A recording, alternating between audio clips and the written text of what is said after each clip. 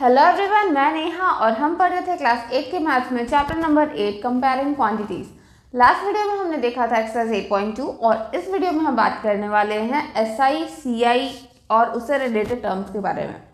तो शुरू करते हैं। सबसे पहले हम लोग बात करते हैं कि इंटरेस्ट क्या होता है। जब आप पैसा किसी से लेते हो या जब पैसा किसी को देते हो, अगर आपको ज़रूरत है, आपके फ्रेंड के पास नहीं है, आप जाओगे बैंक के पास कि हाँ मुझे एक्स्ट्रा पैसे चाहिए, मुझे थोड़े से पैसे दे दो। तो जब बैंक के पास जाओगे और बैंक आपको पैसे देगा तो वो एक इंटरेस्ट लगाएगा, वो आप पे एक रेट के हिसाब से आपसे पैसे लेगा। आपको पैसे देने के वो एक्स्ट्रा पैसे लेगा आपसे। मान लो आपने 500 रुपया लिया तो 500 का अगर मान लेते हैं 10% वो ले रहा है तो 50 रुपीज़ आपसे लेगा वो एक साल में। ठीक है, जनरली ये 10% पर एनम होता है, तो पर एनम मीन्स एक साल में। तो एक साल में 500 रुपये का 10% के हिसाब से आपसे 50 रुपीज़ वो एक्स्ट्रा चार्ज ले लेगा। यानी कि आपको 500 रुपये दे रहा है वो एक साल के लिए, तो उसके लिए वो एक्स्ट्रा 50 रुपये आपसे चार्ज कर लेगा। तो ये जो होता है, जो एक्स्ट्रा चार्ज आप दे रहे हो किसी से पैसे लेने के बदले में, उसको हम लोग इंटरेस्ट बोलते हैं। ठीक है, तो इंटरेस्ट आपका दो तरह का होता है। जब आप लोन वाला एक इंटरेस्ट होता है ना, एक हो गया आपका लोन इंटरेस्ट और एक हो गया आपका डिपॉजिट इंटरेस्ट।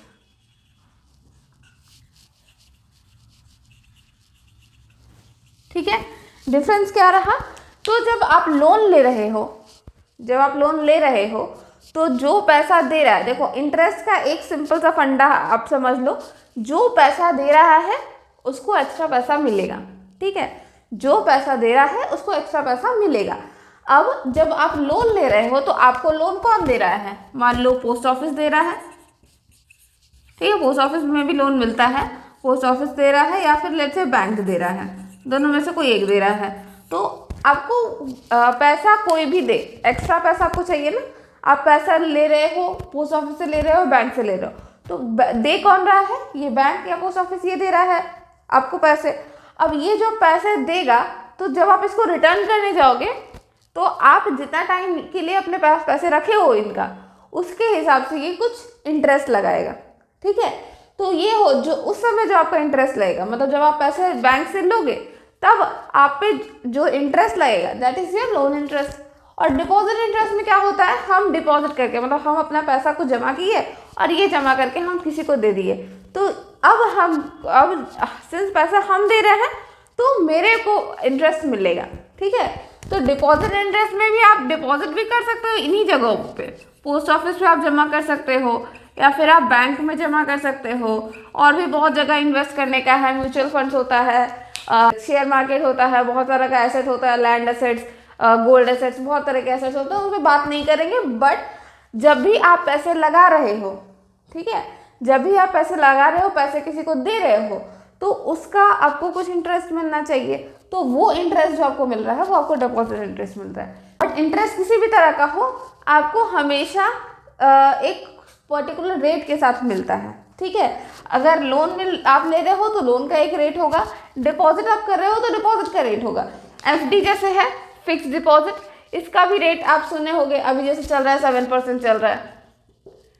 ठीक है, लोन आप सुने ही होंगे, लोन का भी जैसे चल रहा है 12.5% चल रहा है अप्रॉक्सीमेटली। आगे पीछे थोड़ा मतलब आपका इंस्टीट्यूशन तो इंस्टीट्यूशन वेरी करता है, बट जैसे ये रेट चल रहा है। ठीक है, तो ये जो रेट होता है ये पर एनम में होता है। पर एनम मतलब पर साल, एनम का मतलब साल, और पर तो आप जान ही रहे हो। तो पर साल मतलब अगर आप 10,000 रुपये रखे हो, ठीक है, तो 10,000 का इस रेट के हिसाब से जो एक साल का होगा वो आपको देना पड़ेगा।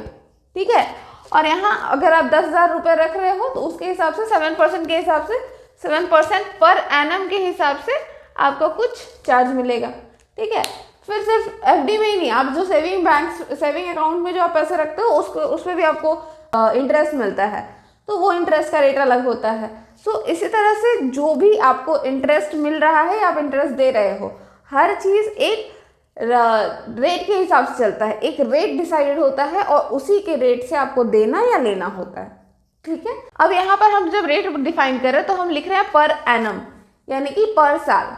यानी कि मान लो अगर आप 100 रुपये, ठीक है, 100 रुपये लगा रहे हो तो 12.5 के हिसाब से इसका रेट हो गया 12.5 एक साल का, तो आपको देना पड़ेगा ईयर के एंड में 112.5 रुपीज़, ठीक है।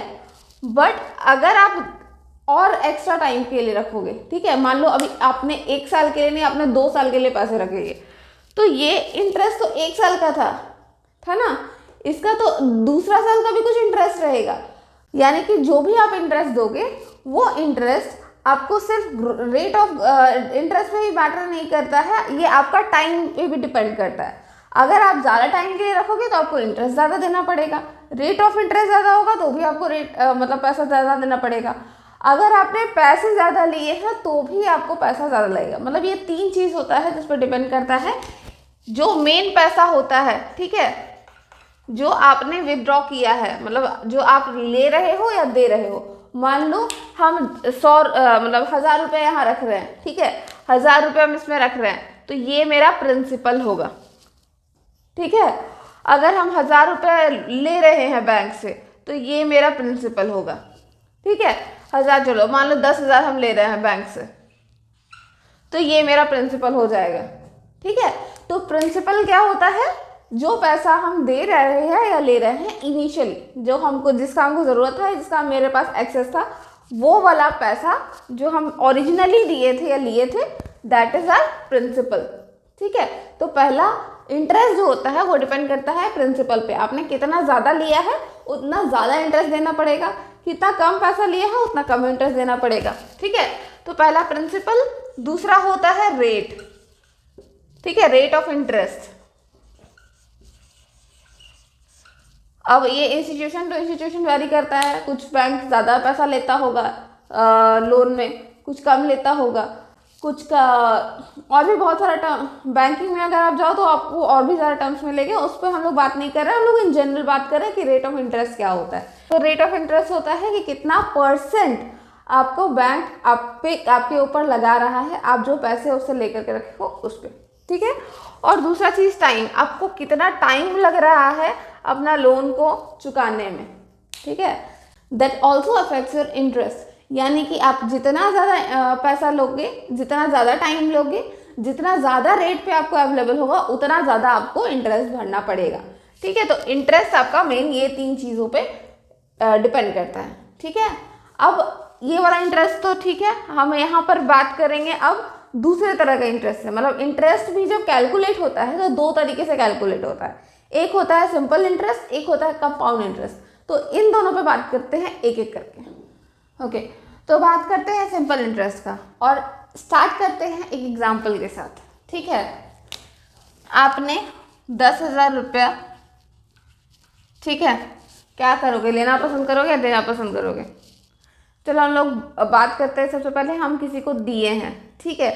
तो दिए हैं 10% पर एनम के हिसाब से, तो 10% पर एनम के हिसाब से हम वापस लेंगे, ठीक है। यानी कि हम कुछ एक्स्ट्रा पैसा हम चार्ज करेंगे कि हमको जब रिटर्न करोगे तुम तो हमको इतना एक्स्ट्रा पैसा चाहिए। तो कितना पैसा चाहिए? 10% पर एनम, मतलब 1 साल में 10% हमको चाहिए होगा, जो भी पैसा हम देंगे उसका। अब हम देखते हैं ईयर पे ईयर, पर ईयर के हिसाब से आपको कितना पैसा मिल रहा है, ठीक है। तो ये रहा आपका प्रिंसिपल, ठीक है, this is our principal and this is our rate of interest, rate of interest. इसको ऐसा लिख दे ROI, ठीक है, रेट ऑफ इंटरेस्ट। और प्रिंसिपल में आप ध्यान रखना, प्रिंसिपल का 2 स्पेलिंग होता है, एक PLE होता है, एक PAL होता है, ये लास्ट वाला PLE या PAL। अगर PAL है तो PAL किसी पर्सन को डिफाइन करता है, ठीक है। तो पर्सन कौन होते हैं? प्रिंसिपल वाले, जो हमारे स्कूल के हेड मास्टर होते हैं, प्रिंसिपल, ठीक है। तो उनका PAL लिखाएगा।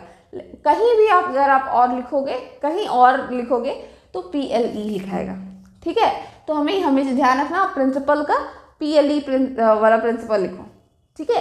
तो ये प्रिंसिपल, ये रेट ऑफ इंटरेस्ट। और हमने तीसरा चीज फैक्टर बोला था कि टाइम।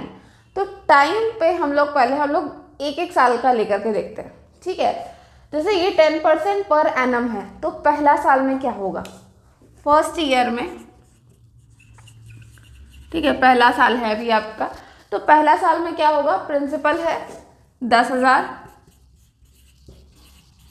ठीक है, और 10% पर एनम यानी कि एक साल का 10%, ठीक है, एक साल का 10%, तो इसमें 10% कितना होगा, 1,0 ये 1,0 ये इससे कैंसिल हो गया, यानी कि इसका रेट हो गया आपका 1,000, ठीक है। तो ये हो गया आपका interest, this is our interest, ठीक है, ये एक साल का है, ठीक है ना। अब मान लो सेकेंड ईयर हुआ, ठीक है, दूसरा साल हुआ, दूसरा साल में क्या होगा, अब एक साल का हम 10% ले रहे हैं ना, तो दूसरा साल में भी, तो दूसरा साल जो है, दूसरा साल बोल रहे हैं, 2 साल नहीं बोल रहे, दूसरा साल, मतलब एक साल बीत चुका है, अब हम दूसरा साल का कैलकुलेट कर रहे हैं। तो ये वाला सिर्फ इस पर्टिकुलर साल का हम बात करें अगर, तो चलो एक और एग्जाम्पल, इसमें एक फैक्टर और इंक्लूड करते हैं। ये जो कहानी है ये 2020 का है, ठीक है, 2020 में आपने किसी को दिया था, तो 2021 में ये हुआ, ठीक है। अब हम लोग बात कर रहे हैं सिर्फ 2022 का, ठीक है, सिर्फ 2022 का हम लोग काउंट कर रहे हैं, 20 का नहीं, 21 का नहीं, कुछ नहीं देख रहे हैं, 2022 में। 2022 में क्या हुआ, आपका इंटरेस्ट आपको क्या मिलेगा, तो यही 10,000 और इसी का आपको 10% मिलेगा, है ना। तो 10%, 1,0 कैंसिल, 1,0 कैंसिल, यानी कि दूसरा साल में भी आपको 1,000 रुपये ही मिलेंगे, ठीक है। दूसरा साल का इंटरेस्ट जो हुआ ये भी 1,000 रुपये ही हुआ, ठीक है। अब इसी तरह से तीसरा साल में आ जाते हैं 2023 में, ठीक है, ये है हमारा थर्ड ईयर। अब यहाँ पर भी हमें कुछ इंटरेस्ट मिलेगा, तो 10,000 का यही 10% मिलेगा, 10% मतलब 1,0 कैंसिल, यानी कि फिर से हमें 1,000 रुपये मिलेंगे, ठीक है।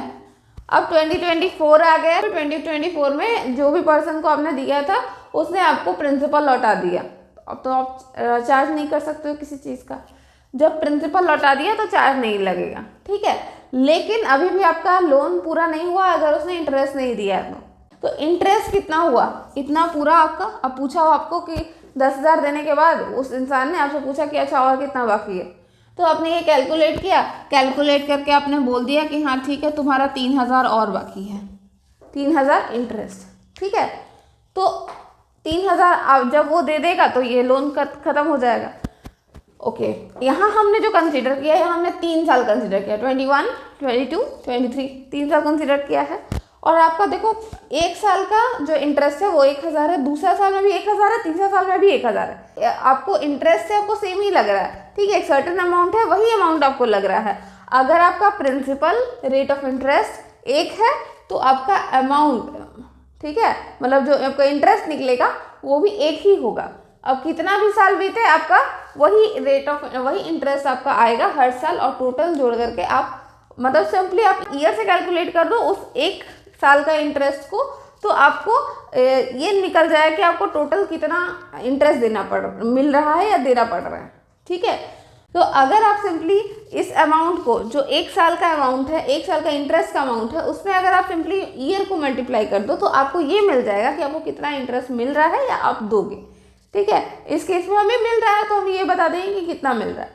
अब आप अगर वापस आओ कि हमने इंटरेस्ट निकाला कैसे, ये एक साल का इंटरेस्ट हमने कैसे निकाला, तो हमने प्रिंसिपल लिया, ठीक है, इसका जो भी इंटरेस्ट परसेंट था तो वो इंटरेस्ट परसेंट कैलकुलेट कर दिया, मतलब रेट ऑफ इंटरेस्ट को परसेंट में लेकर के कैलकुलेट कर दिया। तो परसेंट यानी कि R% यानी कि R/100 होता है, तो हमने यही किया है P × R/100। अब हमने कहा कि अगर आपको टोटल इंटरेस्ट निकालना है, एक बार में आपको पूरा का इंटरेस्ट कैलकुलेट करना है, तो आप सिंपली इसको टाइम से मल्टीप्लाई कर दो, ठीक है, टाइम से मल्टीप्लाई कर दो। जैसे इस केस में 3 है तो 3 से मल्टीप्लाई कर देंगे, यहीं पे अगर हम 3 से इसको मल्टीप्लाई कर देते हैं तो ये हो जाता है 3,000, जो कि आप हमारा फाइनल आंसर है ना। तो सिंपली अगर आप टाइम से मल्टीप्लाई कर दो तो आपको टोटल SI का फॉर्मूला मिल जाएगा। तो SI is equal to P into R into T by 100। ठीक है, this is our formula for SI। ठीक है, तो ये रहा SI। मतलब SI के लिए आपको क्या करना है, कुछ नहीं, प्रिंसिपल रेट टाइम को मल्टीप्लाई करके 100 से डिवाइड दे देना है, that is our SI, simple interest. ठीक है, ओके। जब आपको पैसा ये जो पैसा आपको मिलेगा तो टोटल आपको कितना मिला, 10,000 तो मिला ही, और साथ में ये 3,000 भी मिला, तो टोटल आपका कितना हुआ, 10 3 13,000 आपको मिला है। ठीक है, तो ये जो 13,000 आपको मिला है, यानी कि अगर आपको जो इंटरेस्ट मिला है इसमें अगर आप अपना प्रिंसिपल मिला दो तो जो टोटल अमाउंट होता है इसको हम लोग कहते हैं अमाउंट। ठीक है, इंटरेस्ट और प्रिंसिपल मिला के जो टोटल पैसा जो आपको मिल रहा है या आप किसी को दे रहे हो, दैट इज आर अमाउंट। इस केस में हमें मिल रहा है तो हमारा अमाउंट कितना है, इंटरेस्ट कितना था 3,000, प्रिंसिपल कितना 10,000, अमाउंट कितना होगा 13,000। ठीक है, तो हमेशा प्रिंसिपल प्लस इंटरेस्ट मिलकर के हमारा अमाउंट बनता है। ठीक है, अब हम लोग बात करते हैं कंपाउंड इंटरेस्ट के बारे में। ओके, अब हम लोग बात करते हैं कंपाउंड इंटरेस्ट पे। तो कंपाउंड इंटरेस्ट पे बात करने से पहले हम लोग वापस आते हैं इस वर्ड पे, कंपाउंड। कंपाउंड का मतलब क्या होता है, तो कंपाउंड का मतलब है जो आपके पास है उसका रिटर्न तो आपको मिलेगा ही, बट जो रिटर्न आपको मिला उसका भी रिटर्न मिलेगा। अब ये कैसे समझ में आएगा, तो एक एग्जाम्पल लेते हैं, एक स्टोरी शेयर करते हैं आपसे। एक राजा था, वो राजा बहुत कंजूस था। ठीक है, वो कुछ भी हो जाए, कोई मरे जिए, उसको अपना काम बनता, बाढ़ में जाए जनता, उस टाइप का राजा था। तो वो अपना प्रजा का दुख सुख ज़्यादा देखता नहीं था। एक बार क्या हुआ, उसके इसमें राज्य में अकाल पड़ गया। अकाल पड़ गया तो किसी के पास खाने के लिए कुछ बचा नहीं, तो वो लोग गए राजा के दरबार में, बोले कि खाना का अकाल पड़ा हुआ है, खाने के लिए कुछ है नहीं किसी को, कोई क्या कर सकता है। तो राजा बोलता है इतना छोटा बात से मेरे को कोई मतलब नहीं है, हम कुछ नहीं कर सकते हैं, मेरा हाथ तो खड़ा है। ठीक है, तो फिर वो जो लोग वापस चला गया। फिर कुछ दिन बाद और जब बुरा स्थिति हो गया तो फिर वो लोग फिर वापस आए कि राजा जी देखिए ऐसा है कि हमारे पास तो कुछ बचा नहीं है, हमारे बच्चे भूख से मर रहे हैं, बच्चे मर जाएंगे तो फिर आगे खेती कैसे होगा, उनका भविष्य का सोचिए, अपनी जनता के बारे में थोड़ा सा सोचिए, कुछ खजाने से कुछ पैसा दे दीजिए ताकि हम लोग कुछ खा पी सके। तो राजा तो था बहुत कंजूस, वो नहीं दिया। ठीक है, तो ये वाला जो स्टोरी है, मतलब ये जो सीन हुआ राजा के दरबार में, ये बाहर में फैलने लगा। बात फैलते फैलते एक ऋषि के पास पहुंचा। वो ऋषि गए उस राजा के दरबार में। वो राजा के दरबार में जाके बोला, देखिए राजा जी, ऐसा है कि हम तो सन्यासी हैं, हमको तो खाने पीने के लिए कुछ मिलता था जो कि बाहर वाले लोगों से मिलता था, लेकिन हम अब तो बाहर में कोई खाने के लिए दे नहीं रहा, अब हम किसके पास जाए, तो इसलिए हम आपके पास आए हैं, हमको खाना चाहिए, ज़्यादा नहीं, मुझे 1 दाना चाहिए। ठीक है, आप 1 दाना दो, मेरा उसी से पेट भर जाएगा। तो राजा बोला ठीक है, 1 दाना में मेरा क्या ही जाता है, तो वो राजी हो गया। तो वो बोला नहीं, सिर्फ इतना बात नहीं है, आप पूरा बात सुन लीजिए। 1 दाना आज मैंने लिया है तो कल मैं उसका डबल लूँगा, अगर आज 1 दाना लिया है तो कल 2 दाना लूँगा, परसों 4 दाना लूँगा, उसके बाद 8 दाना लूँगा। ठीक है, तो इस तरह से बात शुरू हुआ। तो राजा को लगा कि हाँ ठीक है, इतना तो चलेगा, तो वो रेडी हो गया।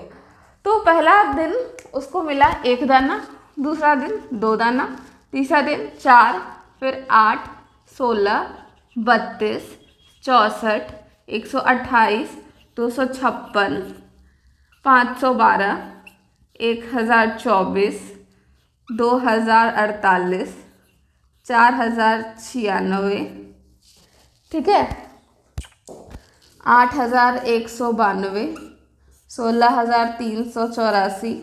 ठीक है, इस तरह से करके बढ़ता चला गया। ठीक है, तो स्टार्ट हुआ था 1 दाना से, ये था पहला दिन का, ये दूसरा, तीसरा, चौथा, 5वां, 6ठा, 7वां, ये 7वां दिन में ये छठा दिन में ये चल रहा था, 7वां, 8वां, 9वां, 10वां दिन ये चल रहा था। ठीक है, 14वां दिन और 5वां दिन आकर के इतना हो गया। ठीक है, 15वां दिन आकर के आपका इतना हो गया। अब इतना होने के बाद, इतना तो बहुत होता है, ठीक है, दाना के सेंस में लो, कटोरी के सेंस में लो, इतना बहुत होता है। तो जब राजा को दिखा कि इतना ज़्यादा जा रहा है, ठीक है, वो एक बार अपना खाता मंगवाया और खाता मंगवा करके देखा कि इतना ज़्यादा जा रहा है सन्यासी के पास, उसको शौक लग गया कि ऐसे कैसे हो सकता है। वो तो उसका तो छोटा सा एक डिमांड था कि उसको एक दाना चाहिए, बढ़ते बढ़ते इतना सारा कैसे हो गया, ऐसे तो मेरा पूरा का पूरा कोष खाली हो जाएगा। तब वो वापस सन्यासी को बुलाता है, ठीक है, और बोलता है ऐसे नहीं होगा, ठीक है, ऐसे इतना हम नहीं दे पाएंगे, इतना हम देंगे तो हम तो कंगाल हो जाएंगे। तो वो सन्यासी बोले कि ये तो हम सबक सिखाने के लिए किए थे, हमको बस इतना, मेरा बस इतना विनती है कि अपने प्रजा का ध्यान रखिए, ठीक है। तो राजा मान जाता है, ये हो जाता है एंड ऑफ स्टोरी। बट इस स्टोरी से हमें जो सीखने को मिलता है वो ये जो है, ये इसको हम कहते हैं कंपाउंडिंग, पावर ऑफ कंपाउंडिंग। देखो यहाँ पे क्या हो रहा है, जस्ट डबल हो रहा है। जो हमें मिला उसका तो हमें रिटर्न मिल ही रहा है, लेकिन जो हमने दूसरे दिन रिसीव किया उसका भी रिटर्न मिल रहा है। यहाँ पर सिंस आपका, अगर आप रेट ऑफ इंटरेस्ट के हिसाब से देखो तो आपका रेट ऑफ इंटरेस्ट यहाँ पे 100% है, ठीक है, कि पहला दिन के हिसाब का 100% आपको दूसरा दिन मिल रहा है, फिर 100% तीसरा दिन, चौथा दिन, तो इस तरह से आपको पर डे का 100% आपको मिलता चला जा रहा है, ठीक है। और पहला दिन का से जो आपका रिजल्ट आया, ठीक है, पहला दिन से आपका जो रिजल्ट आया वो आपका दूसरा दिन का हुआ, और दूसरा दिन का जो रिजल्ट हुआ वो आपका प्रिंसिपल बन गया। अगर आप इसको प्रिंसिपल लेके चलो, ठीक है, 1 को अगर आप प्रिंसिपल लेके चलो तो इसका 100% होता है 1 + 1 2, ठीक है। अब ये जो 2 है, अगर SI में हम लोग इसको देख रहे होते, सिंपल इंटरेस्ट में अगर हम इसको देख रहे होते तो 100% के हिसाब से भी तो हमारा प्रिंसिपल तो 1 ही रहता ना, प्रिंसिपल तो हमारा 1 ही रहता। इसका 100% क्या होता 1, तो फिर 1 + 1 मतलब 1 + 1 हमारा 2 दिन का इंटरेस्ट जो हुआ वो 2 हो गया, और 2 + 1 3, तो 1 2 3 4 5 6 7 8 9 10 करके 15 तक ही जा पाता, ठीक है। लेकिन जब आपको इंटरेस्ट का भी इंटरेस्ट मिल रहा है, दूसरा दिन जो हमें मिला, ये हमारा दूसरा दिन का जो रिटर्न था, ठीक है, ये हमारा यहाँ पर बन गया प्रिंसिपल, ठीक है। तो जब ये प्रिंसिपल बन गया तो हमारा पावर ऑफ कंपाउंडिंग लगना शुरू हो गया। तो this shows, this story depicts, this pattern depicts क्या, पावर ऑफ कंपाउंडिंग, कि जब पावर ऑफ कंपाउंडिंग होता है तो आपका इंटरेस्ट पे भी इंटरेस्ट आपको मिलता है, ठीक है। आपने कुछ पैसा रखा, उस पर जो इंटरेस्ट बना उसका भी इंटरेस्ट आपको मिल रहा है, तो दैट इज कंपाउंड इंटरेस्ट, ठीक है। अब हम लोग बात करते हैं कि कंपाउंड इंटरेस्ट, तो आपको इतना समझ में आ गया। कंपाउंड इंटरेस्ट को हम लोग सिंपल भाषा में अगर बोल सकते हैं तो इंटरेस्ट ऑफ इंटरेस्ट, ठीक है। Simple interest is a simple interest, उसमें ज़्यादा माथापैची नहीं है। लेकिन कंपाउंड इंटरेस्ट में आपको इंटरेस्ट का भी इंटरेस्ट देना होता है, या आपको इंटरेस्ट का इंटरेस्ट भी मिलता है, ठीक है। हम लोग अब से कॉन्स्टेंटली हम लोग कंसिडर करेंगे कि आपको देना पड़ रहा है, ठीक है। तो कंपाउंड इंटरेस्ट यानी कि आपको इंटरेस्ट का भी इंटरेस्ट देना है, ठीक है। तो कैसे कैलकुलेट करते हैं वो देखते हैं। वापस आते हैं हमारा पुराना एग्जाम्पल पे। तो पहला एग्जाम्पल जो हमने लिया था कि 10,000 रुपया है, 10% के हिसाब से हमारा रेट ऑफ इंटरेस्ट है, ठीक है, ये रेट ऑफ इंटरेस्ट है और ये हमारा प्रिंसिपल है, ठीक है। और ये हमने दिया है कब, 2020 में दिया है किसी को, ठीक है। चलो अब हमें मिल रहा है।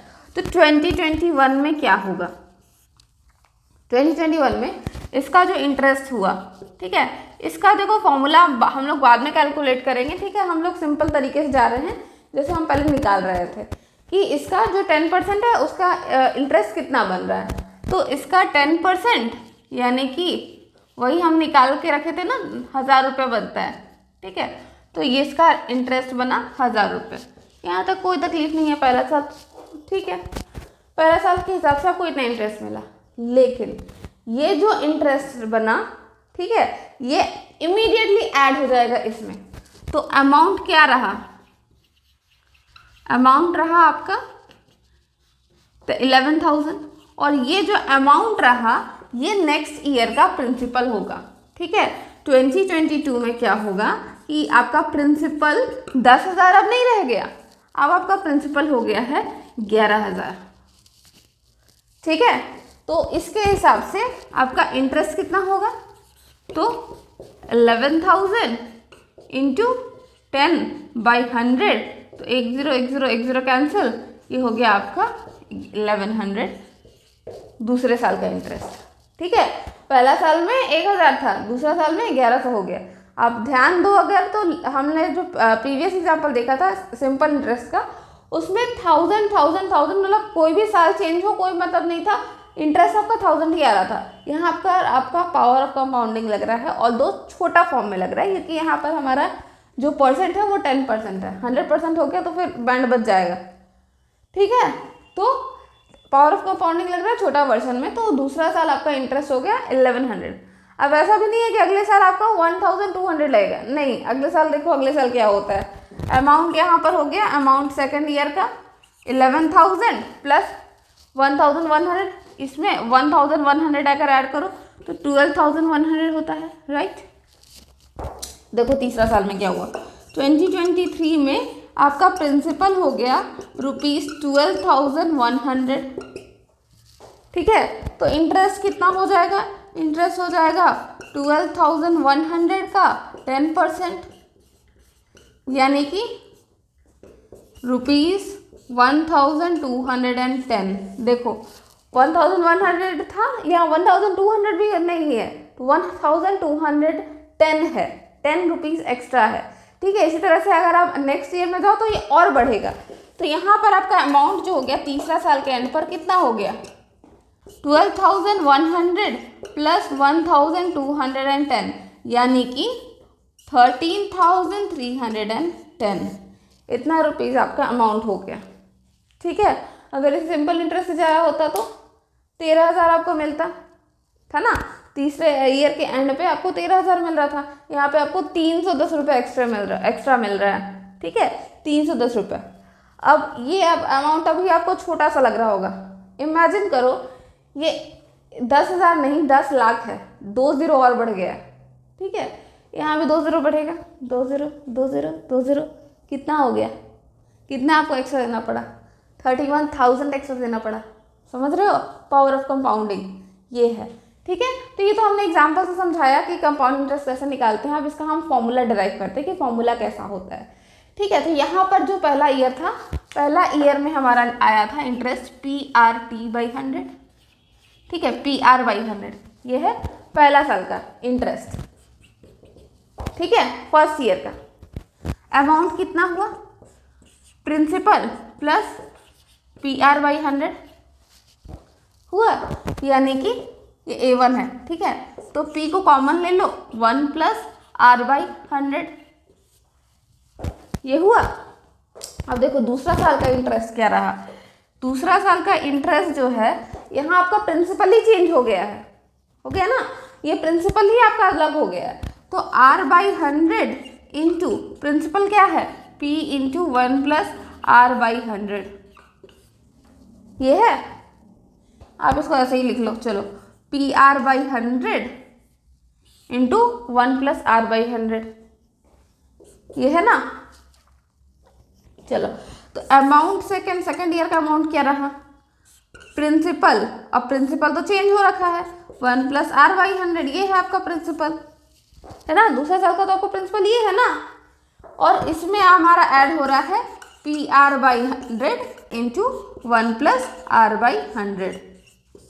अब देखो कॉमन ले सकते हैं क्या, देखो ये टर्म तो अभी भी कॉमन है, P into 1 plus R/100, P into 1 plus R/100 अभी भी कॉमन है, तो ये हो गया P into 1 plus R/100 into 1 plus इधर फिर ये वाला, इसको इस टर्म को हमने ले लिया 1, ये वाला टर्म 1 हो गया, और इसमें क्या बच गया, इसमें P और 1 प्लस R/100 को हटा दो, क्या बच गया R/100, तो 1 प्लस R/100।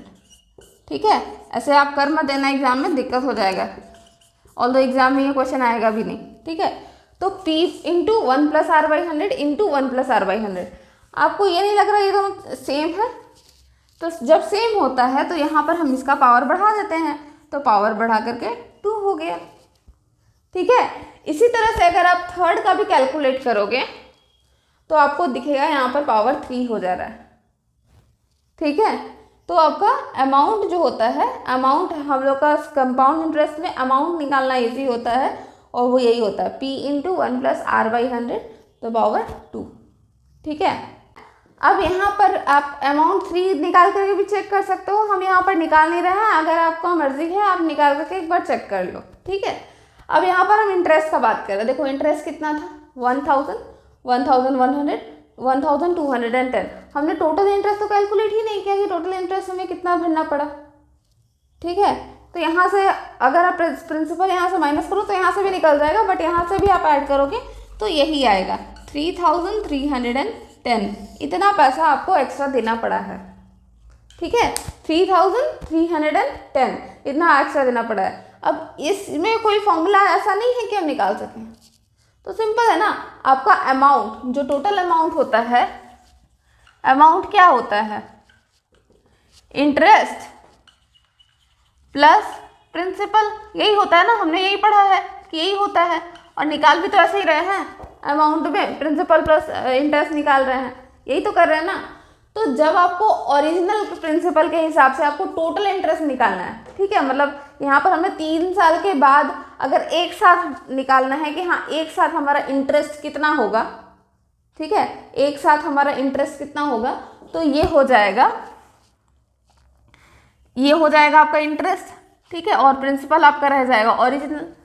तो अब ओरिजिनल मतलब इंटरेस्ट हो जाएगा अमाउंट माइनस प्रिंसिपल, इसको आप यहाँ ले आओ तो इंटरेस्ट हो जाता है आपका अमाउंट माइनस प्रिंसिपल। यहाँ पे देखो ये वाला जो पी है ये ओरिजिनल पी ही हमें लेना है, ये हम लोग स्टेप बाय स्टेप कैलकुलेट कर रहे थे फॉर दिस फॉर्मूला, ठीक है। अच्छा, इसमें फॉर्मूला हमारा निकला नहीं, फॉर्मूला जो है amount is equal to principal into 1 + R/100, और यहाँ पर हमने सिर्फ 2 ईयर का ही निकाला है, ठीक है, यहाँ तक हमने सिर्फ 2 ईयर का निकाला है, तो 2 ईयर हमारा टाइम है ना, तो ये हो गया टू द पावर t, ठीक है। Amount is equal to principal into 1 + rate/100 R/100 to the power t, ठीक है, दिस इज आवर फॉर्मूला। और यहाँ पर इंटरेस्ट का हमें फॉर्मूला पता चल गया अमाउंट माइनस प्रिंसिपल, तो इसमें से आप प्रिंसिपल माइनस कर दो, यानी कि p into 1 + R/100 to the power t minus p, ये है हमारा formula for compound interest. Compound interest is equal to p into 1 + R/100 to the power t minus p, ठीक है। ये रहा हमारा फॉर्मूला, ये वाला एक फॉर्मूला, ये रहा दूसरा फॉर्मूला फॉर CI, ठीक है, ओके। तो अब तक हमें SI CI दोनों में ही अमाउंट और इंटरेस्ट दोनों का हमें फॉर्मूला पता चल गया। क्या क्या था, SI में इंटरेस्ट हो जाता है हमारा PRT/100, ठीक है, अमाउंट हो जाता है हमारा प्रिंसिपल प्लस इंटरेस्ट। अब इतना लिखने से चलेगा नहीं, क्योंकि सिंस हमें इंटरेस्ट का फॉर्मूला पता है तो हम इसको लिख देते हैं PRT/100, ठीक है, यानी कि आप इसको शॉर्ट में ऐसे भी लिख सकते हो, ठीक है, ओके। ये रहा SI में। CI में क्या होता है, CI में अमाउंट होता है, पहले हमारा अमाउंट इजीली निकलता है principal into 1 + R/100 to the power t, ये होता है हमारा, और वहीं से आता है CI का फॉर्मूला अमाउंट माइनस प्रिंसिपल, यानी कि p into 1 + R/100 to the power t minus p। अब आप p को आप कॉमन में ले लो तो 1 + R/100 to the power t minus 1, ये रहा आपका फॉर्मूला, ठीक है। अब आप ध्यान दो, आपके पास 3 ही एंटिटी है PRT, इसी से मिलकर के हम खेल कर रहे हैं, ठीक है। और अभी तक हमने जितना एग्जाम्पल्स लिया है इसमें प्रिंसिपल हमने सॉलिड नंबर्स लिया, ठीक है, solid numbers generally solid numbers ही होता है। रेट ऑफ इंटरेस्ट कभी कभी वैरी करता है, जैसे कि मैंने कहा था स्टार्टिंग में कि लोन का परसेंट अभी इतना चल रहा है, 12.5% चल रहा है। 12.5% का मतलब 12.5%, ठीक है, थोड़ा सा कॉम्प्लिकेशन रहता है, लेकिन आपको तोड़ोगे उस इस तरह से जैसे आपको आप इसमें तोड़ते हो, परसेंट में तोड़ते हो। परसेंट में क्या करते हैं, इसको 25/2 लिख करके बाई 100 कर देते हैं, और इसको 25/2 × 100 इस तरह से करके हम लिख देते हैं, ठीक है। तो बिल्कुल उस तरह से करेंगे। और जनरली क्या होता है, जनरली हम लोग जितना भी जगह पर हम लोग पैसे लेते या देते हैं, जितना भी हमारा ट्रांजैक्शन होता है, मोस्ट ऑफ द टाइम हमारा जो कैलकुलेशन होता है वो SI नहीं होता है। मोस्ट ऑफ द टाइम हमारा कैलकुलेशन CI होता है। ठीक है, जब भी हम लोग कहीं किसी से पैसा ले रहे हैं, किसी को पैसा दे रहे हैं, जनरली जो चीज़ चलता है, जनरली जो ये सब कहानी चलता है वो CI का ही चलता है। ठीक है, SI बहुत कम जगह फॉलो होता है, मोस्ट ऑफ द जगह पे CI फॉलो होता है। ठीक है, सो CI का इंपॉर्टेंस आता है। तो आपका रेट और इस तरह से चल रहा है। ठीक है, रेट में अगर आपका सॉलिड नंबर्स नहीं है तो आपको इस तरह से फॉलो करना है। तो रेट का बात हो गया, थोड़ा टाइम पे बात करते हैं। अब मान लो टाइम आपको इस तरह से दिया हुआ है 1 ईयर 4 मंथ। अब ये क्या होता है 1 ईयर 4 मंथ? 1 ईयर तो ठीक है, ये 4 महीना का क्या करोगे आप? तो 4 महीना को देखो कैलकुलेट कैसे करोगे। 4 महीना को हम 4/12 ऑफ ईयर लिख सकते हैं।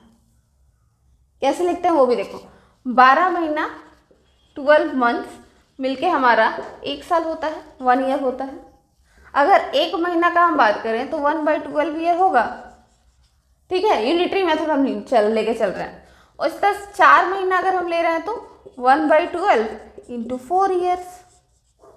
ठीक है, तो ये हो गया 4/12। अब इसको काट दोगे तो 1/3 आ जाएगा। ठीक है, तो ये आपका 1 ईयर तो 1 ईयर है ही, और ये 4 महीना जो है ये 1/3 ईयर है, 1/3 ऑफ ए ईयर। अब आप इसको होल में लिखोगे तो ये हो जाएगा 1 होल 1/3 ईयर। ठीक है, और अगर आप उसको इम्प्रॉपर फ्रैक्शन में लिखोगे तो 4/3 ऑफ ईयर। ठीक है, तो आप इसके बेसिस पे या फिर इसके बेसिस पे आप आराम से कैलकुलेशन कर सकते हो दोनों SI और CI का। CI में थोड़ा सा प्रॉब्लम होता है बट हो जाएगा। तो कैसे होगा, अगर आपको क्यूब रूट दिया हुआ है 1/3 का मतलब क्यूब रूट, तो अगर आपको क्यूब रूट पता है तो आप आराम से क्यूब रूट लिख सकते हो। बट अगर आपको क्यूब रूट नहीं पता है तो क्या करोगे, कंपाउंड इंटरेस्ट के केस का बात कर रहे हैं। ठीक है, तो ये वाला 1 ईयर का तो आप निकाल सकते हो, और 1 ईयर के बाद जो आपका अमाउंट आया, ठीक है, वही तो आपका नेक्स्ट टाइम का प्रिंसिपल बनेगा ना। कंपाउंड इंटरेस्ट में हमने बात किया था, कंपाउंड इंटरेस्ट में हमने बात किया था, जैसे लास्ट वाला हम सॉल्व कर रहे थे कि जैसे ही 1 साल खत्म होता है, 1 साल के बाद जो हमारा इंटरेस्ट आता है, ठीक है, 1 साल के बाद जो हमारा इंटरेस्ट आता है, ये इंटरेस्ट का अमाउंट के साथ ऐड होकर के हमारा कंपाउंड इंटरेस्ट का नेक्स्ट टाइम का प्रिंसिपल वो बन जाता है। तो उसी तरह से जैसे कि लास्ट एग्जांपल में आप देखो, या अगर आपको याद होगा तो 2021 में, ठीक है, 2021 के एंड में हमारा अमाउंट था ₹11,000। ठीक है, इंटरेस्ट इसमें से 1,000 था। ठीक है, और 10,000 हमारा प्रिंसिपल रहा था। प्रिंसिपल जो था हमारा वो 10,000 था। ठीक है, यही था 2021 में। अब मान लो हम 2022 के हमको 4 महीने बाद हमको मिल जाता है पैसा, तो क्या होगा 2022 में? 2022 में प्रिंसिपल हो गया हमारा ₹11,000। ठीक है, तो इंटरेस्ट कितना हो गया? इंटरेस्ट हो गया ये 11,000 का 10%, लेकिन पूरा साल तो लगा नहीं है, 1/3 लगा है, तो इसका 1/3, तो ये कैंसिल होकर के हो जाएगा हमारा ₹1100/3, विच इज़ अप्रॉक्सीमेटली 366.66। ठीक है, तो इतना हमारा इंटरेस्ट हो जाएगा। तो ये दोनों को मिला करके, इसको और इसको मिला करके हमारा इंटरेस्ट हो जाएगा, प्रिंसिपल में ऐड कर देंगे, टोटल हमारा अमाउंट हो जाएगा। ठीक है, तो इस तरह से निकालते हैं अगर आपको टाइम इस तरह से दिया हुआ है तो। ठीक है, ओके, यहाँ तक तो ठीक है। बट अभी तक हम जितना बात किए हैं ये हमारा ईयरली पर एनम के हिसाब से 1 साल में कंपाउंडिंग हो रहा है। 1 साल के बाद आपका जो इंटरेस्ट था वो आपको कंपाउंड, मतलब वो आपको प्रिंसिपल में मिल रहा है, राइट। बट क्या होगा अगर आपको हर आधे साल पे आपको कंपाउंड करवाना पड़ रहा है। ठीक है, मतलब 1 साल हुआ नहीं, आधा साल ही हुआ, आधा साल पे आपका पैसा कंपाउंड हो रहा है, उस केस में क्या होता है तो वो देखते हैं। क्या होगा जब पैसा आपका कंपाउंडेड हाफ ईयरली होगा? तो कंपाउंडेड हाफ ईयरली का मतलब क्या है कि अभी तक, जैसे मैंने लास्ट एग्जाम्पल का ही एग्जाम्पल ले लेते हैं, पैसा था हमारा 10,000। ठीक है, रेट ऑफ इंटरेस्ट था हमारा 10%, टाइम हम मान के चल रहे हैं कि 3/2 ईयर्स। ठीक है, 1.5 साल या चलो 2 साल ही ले लेते हैं, 2 साल। ठीक है, 2 ईयर्स का ले रहा है। तो केस था 2020 का। अब देखो अगर कंपाउंड ये हाफ ईयरली होता तो ये 10% पर एनम है, राइट, है ना। मतलब अगर हाफ ईयरली कंपाउंड होता तो आधे साल में, ठीक है, हाफ ईयर में, यानी कि 2020 के हाफ 6 महीने बाद, 6 महीने बाद क्या होता, 10,000 का आपको 6 महीने का आपको इंटरेस्ट मिलता। तो 6 महीने का इंटरेस्ट यानी कि आधे साल का इंटरेस्ट और 10% के हिसाब से, तो ये हो जाता है आपका 10% के हिसाब से इतना, ये 1010, ये 1010 कट गया, ये हो गया आपका 5,000। ठीक है, तो आपका इंटरेस्ट बन जाता 5,000 का। तो ये हो गया आपका 500। ओके, ये मान लो आपका है जून 2022 के हिसाब से, जून 2020 के हिसाब से। अब 2021 में क्या हो जाएगा, 2021 में आपका अमाउंट चेंज होकर के हो गया है 10,500, राइट। ठीक है, और इसका आधा साल का इंटरेस्ट 10% के हिसाब से कितना हो जाएगा, 1010 कैंसिल, ये फिर कटेगा, कितना बार में कटेगा, 525। तो आपके पास दूसरा बार में आ गया 525। तो टोटल आपका एक साल का इंटरेस्ट हो गया 1025। ठीक है, 1025। लास्ट एग्जाम्पल में 2021 में हमारे पास कितना ये था, कितना इंटरेस्ट था, 1000 था, और इस बार कितना इंटरेस्ट है, 1025 है, क्योंकि हमारा आधा साल पे ही कंपाउंडिंग हो रहा है, आधा साल पे ही हमारा ये जो प्रिंसिपल का अमाउंट है ये चेंज हो जा रहा है, समझ आया। तो एक साल में आपको 2 कैलकुलेशन करना पड़ रहा है। ठीक है, सिंस एक साल में आपका 2 कैलकुलेशन करना पड़ रहा है, यानी कि यहाँ पर टाइम आपका हो जाता है डबल, टाइम जो होता है डबल हो जाता है। मान लो अगर 2 साल है तो 2 ईयर्स मिल करके आपका 4 हाफ ईयर्स हो जाएगा। ठीक है, 4 बार आपको कैलकुलेशन करना पड़ जाएगा। 2 साल का आपको कैलकुलेशन करना पड़ता था अगर एक साल पे कंपाउंडिंग होता है। अगर आपको आधा साल पे ही कंपाउंडिंग होता है तो आपको 4 कैलकुलेशन करना पड़ेगा, यानी कि 4 हाफ ईयर्स लेना पड़ेगा। समझ आया। दूसरा चीज़, जो आपका रेट ऑफ इंटरेस्ट है, अगर आप यहाँ पर देखो, ये हर बार हम लोग हाफ किए हैं। ठीक है, हाफ किए हैं, क्यों किए हैं, क्योंकि हमारा जो इंटरेस्ट है ये 1 साल का इंटरेस्ट है, लेकिन 1 साल हमारा कंप्लीट नहीं हुआ, हमारा आधा साल ही हुआ है। तो रेट जो होता है, रेट को हम हाफ करते हैं। ठीक है, रेट को हम हाफ करते हैं, टाइम को हम डबल करते हैं। ठीक है, तो रेट को हाफ करेंगे तो 10 के हिसाब से आपका कितना परसेंट का हो गया, 10% पर एनम है ये, सॉरी 10% पर एनम है ये। तो हम लोग इसको कैलकुलेट कर लेंगे 10/2% पर हाफ ईयर। हाफ ईयर के हिसाब से हमारा इतना ही लगेगा, यानी कि 5% पर हाफ ईयर। उसके बाद आप कैलकुलेशन के लिए यही यूज़ करो, प्रिंसिपल सेम रहेगा। आर के जगह पे आप हाफ ईयर वाला यूज़ करोगे, टाइम के जगह पे आपका हाफ ईयर्स वाला यूज़ करोगे। ठीक है, यानी कि 4 यहाँ पे आपका 4 हो जाएगा, यहाँ पे आपका 5 हो जाएगा, और उस हिसाब से आपका ये जो है इसका आपका निकल जाएगा। ठीक है, तो अगर ये वाला एग्जाम्पल लेकर के हम कंपाउंड इंटरेस्ट निकाले तो क्या होगा, तो रेट ऑफ इंटरेस्ट हमारा 10% पर एनम, 10% या पर एनम पर साल, तो हमने निकालना होगा पर हाफ ईयर के हिसाब से।